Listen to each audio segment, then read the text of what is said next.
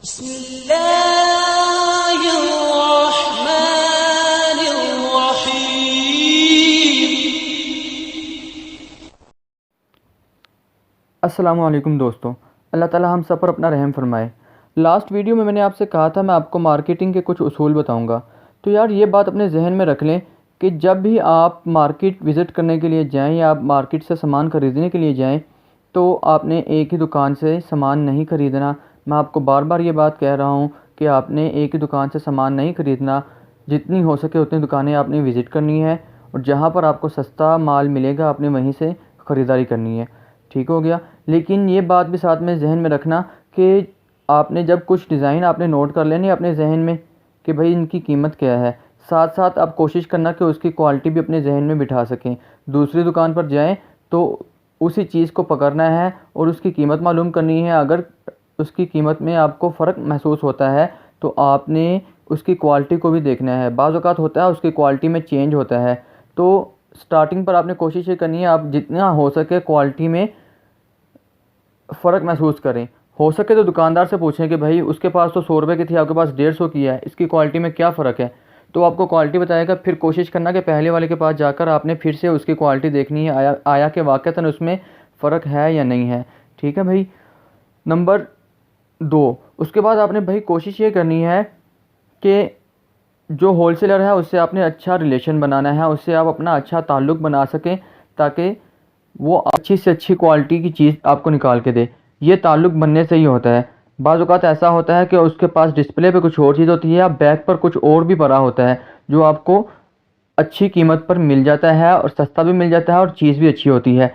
तो उनसे रिलेशन बनाने की आपने कोशिश लाज़मी करनी है। उनसे रिलेशन इस तरीके से आपका बन सकता है कि यार आपने उनसे उधार कोशिश करना कि नहीं करना। और साथ ही साथ एक और तरीक़ाकार है, वो ये है कि आपने विज़िट करना है मार्केट को जितना हो सके उतना ज़्यादा।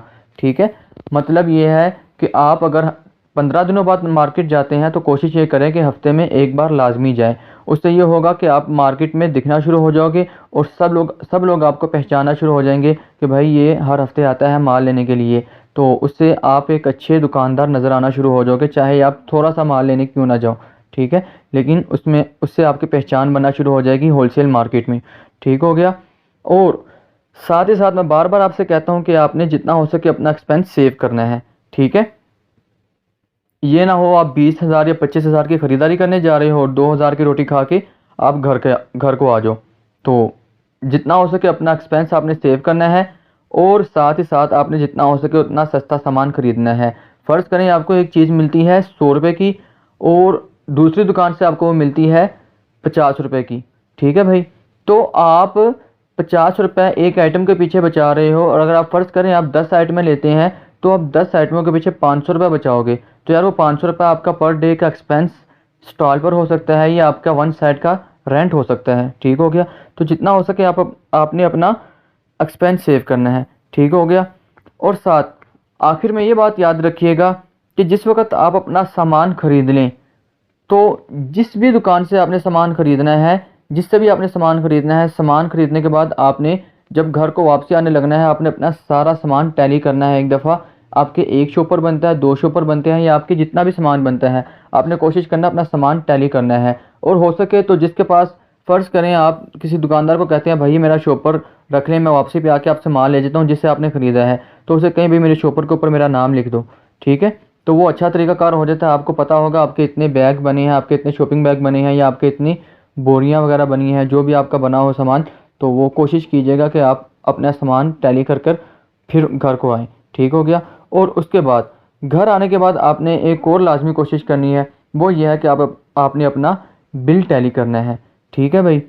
बिल टैली लाजमी करना होता है क्योंकि वो मसरूफ़ लोग होते हैं होलसेलर। बाज़ औक़ात ऐसा होता है कि किसी चीज़ की कीमत 200-300 रुपये होती है, वो 500-600 लगा देते हैं। ठीक हो गया। तो उसकी वजह से आपका जहाँ 2-3 हज़ार का बिल बनना था वो आपका 2500-3000 तक भी पहुँच जाता है। बाज़ औक़ात ऐसा होता है, हमारे साथ भी हुआ है। आप भी कोशिश कीजिएगा कि एक बार लाजमी टैली करना। ठीक हो गया। और साथ सबसे आखिरी बात मैं आपसे यही करूँगा कि भाई मार्केट में आपने रिलेशन बनाना है लेकिन आपने ट्रस्ट नहीं रखना किसी पर। ठीक है। चाहे जितना मर्ज़ी आपका पुराना दुकानदार है, आपने अगर आपको लगता है कि वो आपको 5-10 रुपए एक चीज़ के पीछे ज़्यादा लगा रहा है, ठीक है, तो आप कोशिश करना 5-6 दुकानें विज़िट करें, वहाँ पर जाके देखें। वहाँ पर अगर आपको वो चीज़ सस्ती मिल रही है तो आपने अपने पुराने रिलेशन को नहीं देखना, अपने सस्ते वाले को देखना है, ठीक है भाई। क्यों? क्योंकि 5-5 रुपए अगर आप फ़र्ज़ करें 1 दर्जन आइटम लेते हैं, किसी भी चीज़ की 1 दर्जन आप लेते हैं, 1 दर्जन में अगर आपको वो एक आइटम के पीछे 5 रुपए महँगा लगा रहा है, तो भाई 60 रुपए वो आपसे 1 दर्जन के पीछे ज़्यादा कमा रहा है। या 10 रुपए महँगा लगा रहा है तो 120 रुपए वो आपसे ज़्यादा कमा रहा है। तो आप कोई इतने बड़े लैंडलॉर्ड नहीं हो जो आप अपने थोड़ी-थोड़ी आइटमें आप 15-20 दर्जन उससे कोई सामान खरीदते हो तो आप अपना 1000-1200 रुपए एक्स्ट्रा उसको देकर आ जाएँ। ठीक है भाई? तो आपने रिलेशन को नहीं देखना और जितना हो सके आपने ट्रस्ट नहीं करना, ठीक है? होलसेलर पर ट्रस्ट नहीं करना क्योंकि ज़ाहिर-सी बात है जैसे आपने मुनाफ़ा कमाना है उसने भी अपना एक्स्ट्रा मुनाफ़ा कमाना है। ठीक हो गया? अ, और अगर मेरी ये वीडियो आपको अच्छी लगती है तो इसको लाइक और सब्सक्राइब ज़रूर कीजिएगा और हो